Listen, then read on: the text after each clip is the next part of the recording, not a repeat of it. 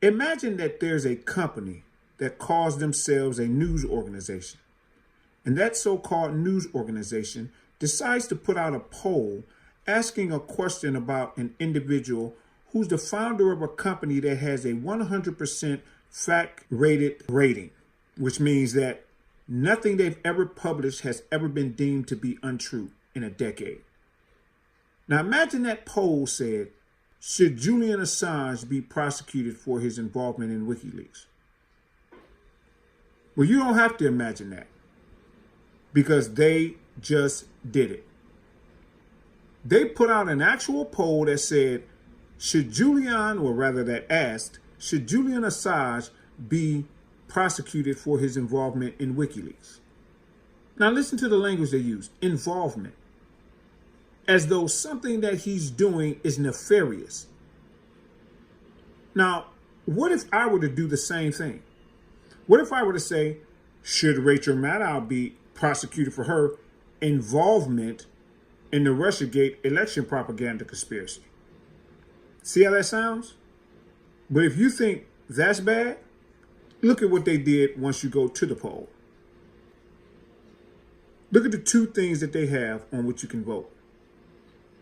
Yes, he is a criminal, or no, he is a whistleblower and deserves protection.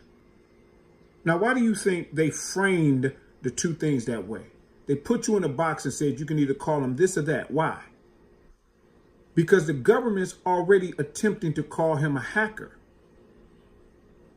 They're already attempting to call him a hacker in this situation. So here are the three things that the government and the news organizations, who are now guard dogs for the government when they're supposed to be watchdogs, are doing when it comes to the framing. They're calling him either a hacker, a whistleblower, or criminal. Now, why aren't they calling him what he is?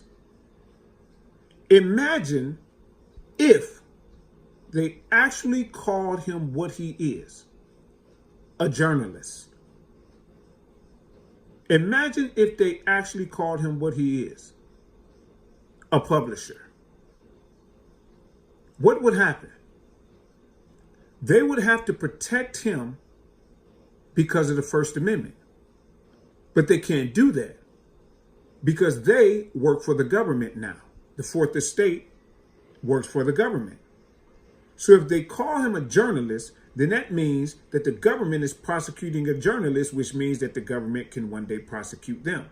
So they have to put him outside of the whole gang, so to speak. He's not part of our group. He's outside.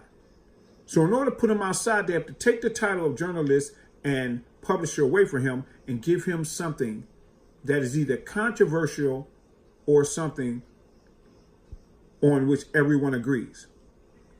So they'd rather put it there than to put it inside the journalistic area, because that means that he's protected by the First Amendment. They don't want that. Just imagine if they did their job and protected the First Amendment and defended Julian Assange, who is a journalist, and his company that is a publisher. Imagine. What up, FITE fam? Thanks for watching. I hope you liked the video. I need you all to make sure that you click like, and make sure that you go to all of our other social media mediums at It's Time to Fight and follow us: Reddit, Tumblr, Instagram, Facebook, Twitter, the whole nine. All right? But most of all, what I need you all to do is to become FITE leadership. And that's on patreon.com/It's Time to Fight. You go on over there, you can see that we have some of the most, if not the most, creative perks. It's more of an interactive perk system that we have on Patreon. Now, you all probably already know this, but when it comes to political videos, YouTube, Google, it's just throttling the mess out of our videos.